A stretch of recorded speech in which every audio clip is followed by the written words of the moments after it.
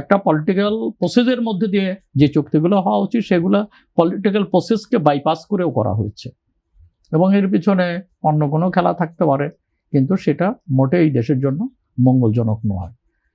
এবার আসি যে হ্যাঁ, ব্যবসা বা বাণিজ্যের তো পরিবেশটা দরকার।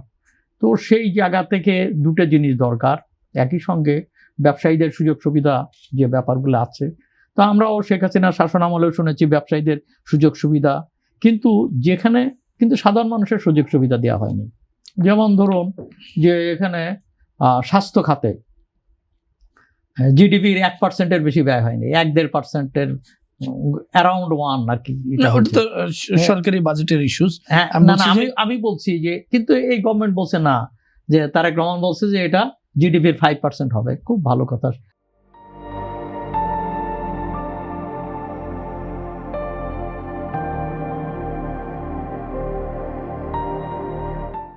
শিক্ষারও একটা বিষয়, এবং শিক্ষার ক্ষেত্রেও সেটা যে দাবি রয়েছে এটা 2-এর বেশি হচ্ছে না, এবং দক্ষিণ এশিয়া সবচেয়ে কম।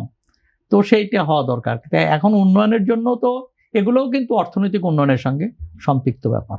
আমরা যদি বলি যে অর্থনৈতিক উন্নয়ন মানে হচ্ছে এখানে শিক্ষা স্বাস্থ্যের ব্যাপারে হবে না, বাজেট বাড়বে না, শিক্ষা বাজেট বাড়বে না, কেবল ব্যবসায়ীদের সুযোগ সুবিধা দেওয়া হবে, সেটা না। ব্যবসায়ীদের সুযোগ সুবিধা দিতে হবে এবং ব্যবসায়ীদের সঙ্গে সঙ্গে তার রেভিনিউ দিতে হবে।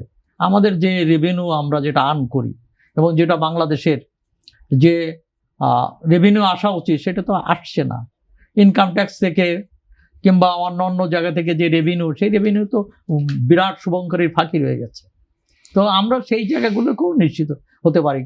আমরা যেটা বলছি যে আমরা ওয়েলফেয়ারের জন্য এগুলো করব, কিন্তু দেশে যদি রেভিনিউ না বাড়ে, দেশে যদি আয় না বাড়ে, তাহলে ব্যয়টা কিভাবে হবে? তাহলে আয় বাড়ানোর ব্যাপারটা হচ্ছে গুরুত্বপূর্ণ। তাই অর্থনীতির ক্ষেত্রে আপনাকে খেয়াল করতে হবে যে আপনার ফোকাল এর পয়েন্টটা কি। সবচেয়ে আপনার উন্নয়নের কেন্দ্রবিন্দু মানুষ, এই সরকার এটা বলছে, কিন্তু মানুষকে যদি সাধারণ মানুষ মানে সাধারণ মানুষ, তা সাধারণ মানুষের যদি উন্নতি করতে হয় তাহলে সেখানে আপনাকে এই ইসের পর রেভিনিউটা বাড়াতে হবে। এখানে দরকার হচ্ছে দ্রুত একদল লোক ধনী হয়ে যাচ্ছে এবং দ্রুত ব্যাপক জনগণ তারা সম্পদহারা হয়ে যাচ্ছে। আমি একটু অর্থমন্ত্রীর একটা বক্তব্যের কাছে আসতে চাই। সেটা হচ্ছে অর্থমন্ত্রী আমির খসরু মাহমুদ চৌধুরী বলেছেন অর্থনীতি ও গণতন্ত্র থাকতে হবে। আপনার কাছে প্রশ্ন, অর্থনীতি গণতন্ত্রটা কেমন হয়? আমি সেই কথাই বলছি।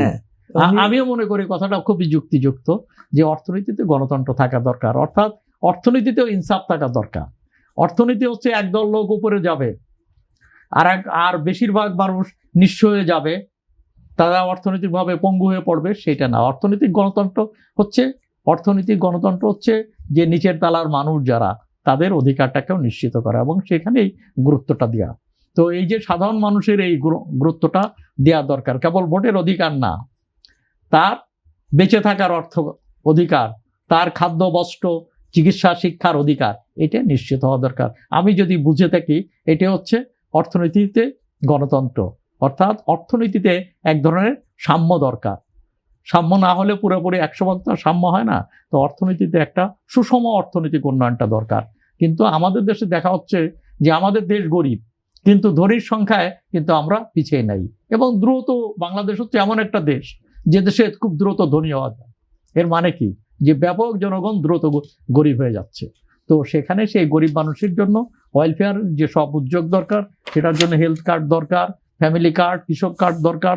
সরকার উদ্যোগ নিয়েছে, অভিনন্দন জানায়, কিন্তু সেই সঙ্গে শিক্ষা এবং স্বাস্থ্যে গুরুত্ব দেওয়া দরকার। এখানে ব্যয় বাড়ার দরকার, কৃষিকে আরো ভর্তুকি বাড়ানোর দরকার। আমেরিকাতে কৃষিতে কত ভর্তুকি দেয় আর আমরা কত দিই? পৃথিবীতে জাপানে তারা ভর্তুকি কত দেয়? তাদের তো 10 ভাগের 1 ভাগ, 20 ভাগের 1 ভাগ ভর্তুকি আমরা দেই না।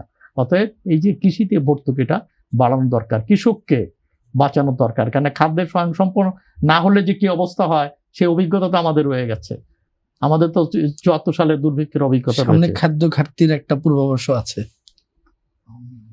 আমার মনে হয় যে এই ব্যাপারে সরকার যদি সতর্ক থাকে, খাদ্য ঘাটতি হবে না, মানে এটাকে উত্তরণ ঘটাতে পারবে।